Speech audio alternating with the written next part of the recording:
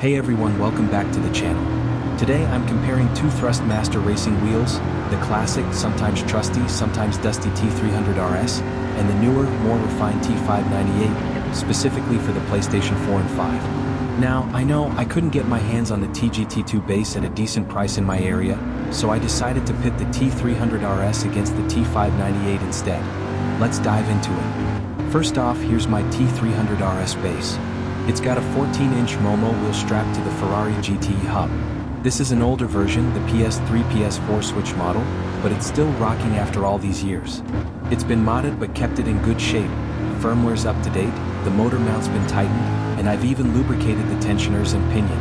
Honestly, I've been thinking about doing the bearing mod for some extra smoothness, but haven't gotten around to it yet.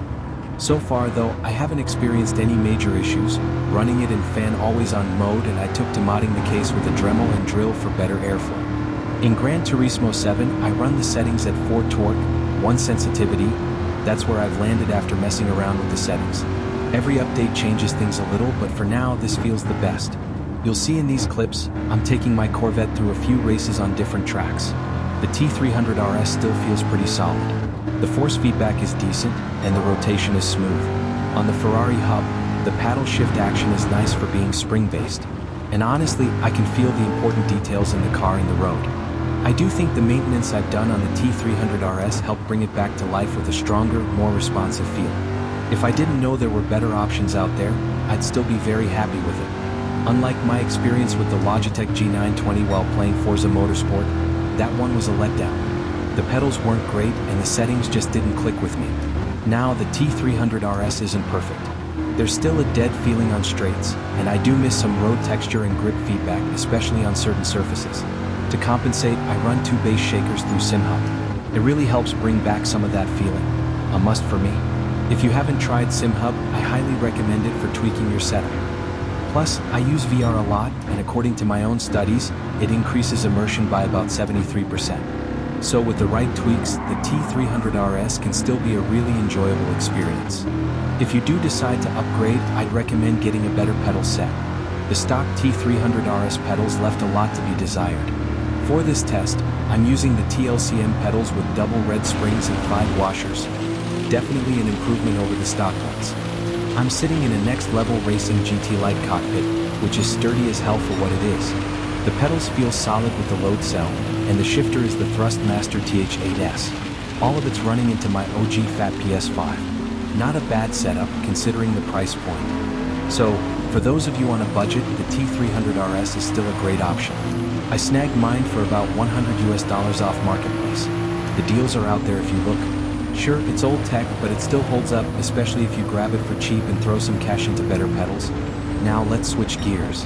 Speaking of cheap, this Ferrari F1 wheel add-on is another gem.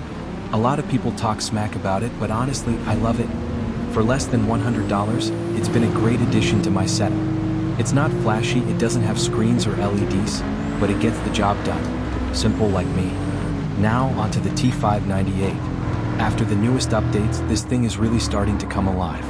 I've never tried Fanatec's direct drive wheels, but from what I can tell right off the jump, the T598 offers a lot more in terms of feedback and textures than the T300 RS. It's definitely a step up in overall immersion.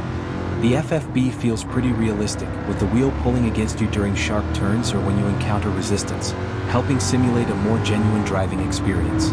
When you're making precise turns or adjustments, the steering wheel is responsive and quick, providing a sense of direct control over your car in the game. The responsiveness can vary depending on the car and tire model, but generally you get smooth and accurate rotation. Included in the bundle is the Thrustmaster Raceline pedal set. The brake pedal on the Raceline pedals offers decent resistance, but it's not as advanced as load cell brake pedals found on more expensive models. It uses a spring-based system to simulate brake pressure, giving it a reasonable feel for casual and semi-competitive racing. The travel of the pedals is typically smooth, with a reasonable amount of travel for the accelerator pedal. The brake pedal, as mentioned, has resistance but doesn't have the same advanced feel as load cell brakes that you'd find in high-end sets. I'm not using that set in this video today. I plan to compare them in a future video. Today's pedal set remains the Thrustmaster TLCM pedal set. Combined with GT7 SimHub base shakers, PSVR 2 is optional but highly recommended here. This Thrustmaster T-598 setup will fully immerse you. The tactile feedback from the wheel and gear jolt will make you feel like you're driving a real car, giving you a physical sense of how the car feels and handles. So, where does that leave us? The T300 RS is still a fantastic, budget-friendly choice for any racer. It's reliable, the force feedback is solid, and with a few tweaks, it can hold its own against newer tech. But if you're looking for something with a bit more detail and power in the feedback, the T598 might be the way to go.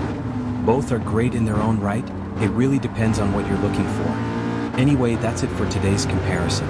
I'm just a hobbyist sharing my experience, so take it with a grain of salt. If you're new to racing sims, I'd say the T300 RS is a solid pick, especially if you can find a deal on it. As always, thanks for watching, and I'll catch you in the next one.